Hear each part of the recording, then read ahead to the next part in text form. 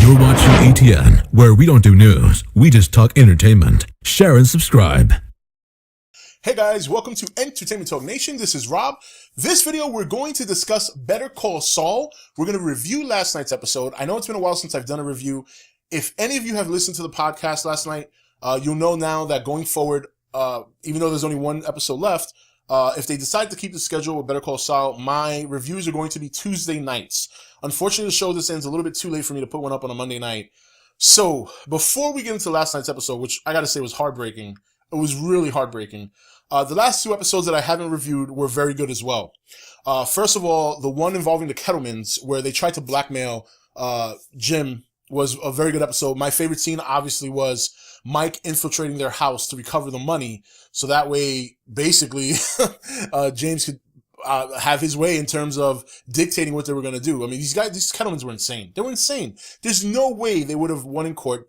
Both Kim and Jim tried to tell them that. They wouldn't buy it.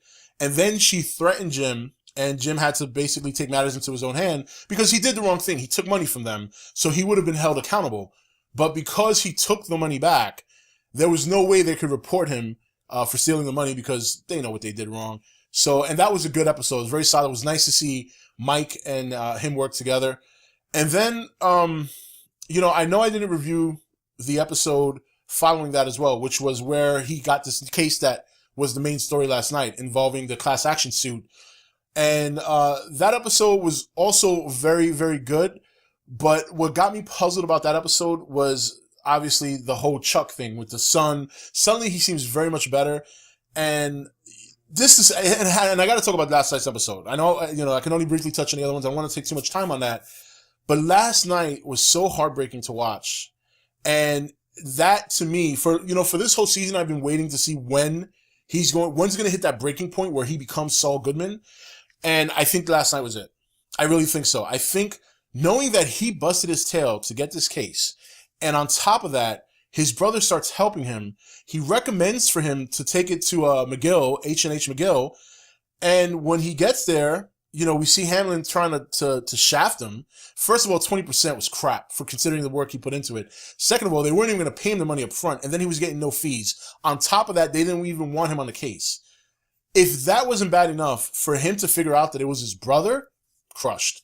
And that scene was so powerful at the end when he's talking to his brother and he's almost in tears, and his brother tells him to his face, like, you're not my peer. You got it online. It's a joke. You having any knowledge of the law or being in control of the law or slipping Jimmy with a law degree of some or whatever the case may be is like a monkey with a machine gun.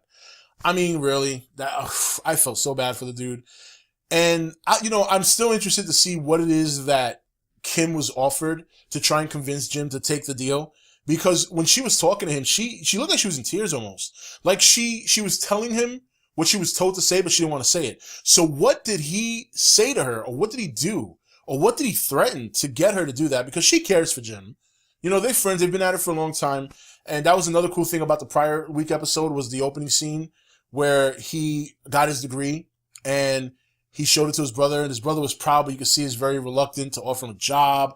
And he's in the mailroom, and then, he gets the visit from Hamlin, and Hamlin tells him no. And it's just, this guy has gone through so much crap between not only trying to make it on his own as an established lawyer, but on top of that, trying to compete with the bigger firm, and then to have his brother not just avoid supporting him, but be against him, is just, now that you put all those pieces together, it's been just a rough ride for Mr. McGill. And now that we're going into the final the final episode, I'm more than sure that this is going to be the beginning of Saul Goodman.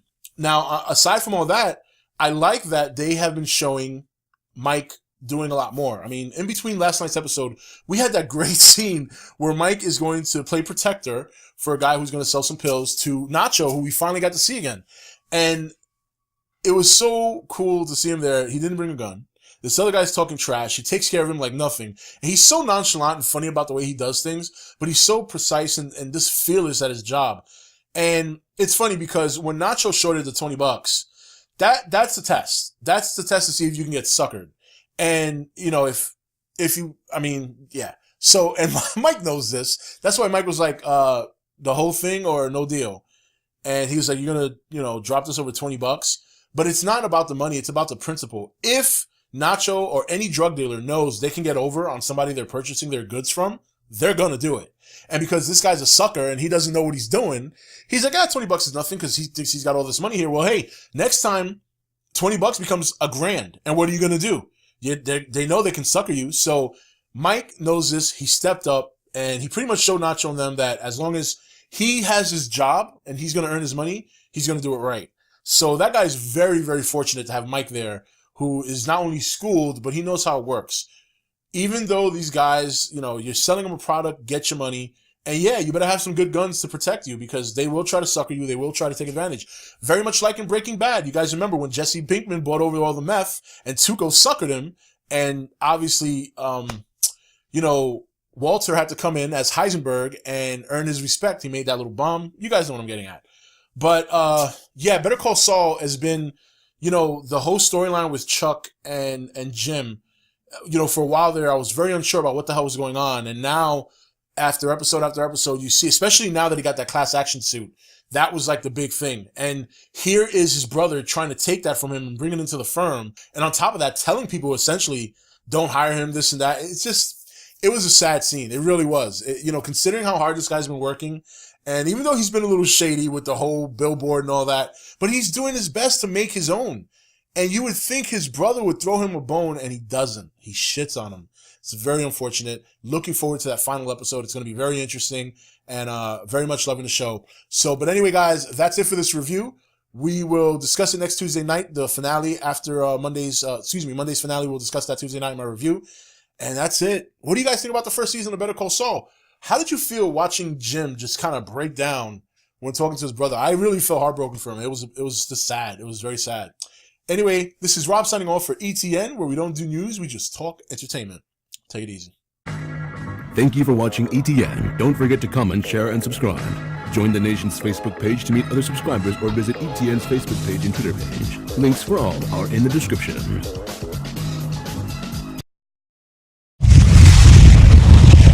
You're watching ETN, where we don't do news, we just talk entertainment. Share and subscribe. Hey guys, welcome to Entertainment Talk Nation. This is Rob. This video, we're going to discuss Better Call Saul. We're going to review last night's episode. I know it's been a while since I've done a review. If any of you have listened to the podcast last night, you'll know now that going forward, even though there's only one episode left, if they decide to keep the schedule with Better Call Saul, my reviews are going to be Tuesday nights. Unfortunately, the show this ends a little bit too late for me to put one up on a Monday night. So, before we get into last night's episode, which I gotta say was heartbreaking, it was really heartbreaking. The last two episodes that I haven't reviewed were very good as well. First of all, the one involving the Kettlemans, where they tried to blackmail Jim, was a very good episode. My favorite scene, obviously, was Mike infiltrating their house to recover the money, so that way, basically, James could have his way in terms of dictating what they were going to do. I mean, these Kettlemans were insane. They were insane.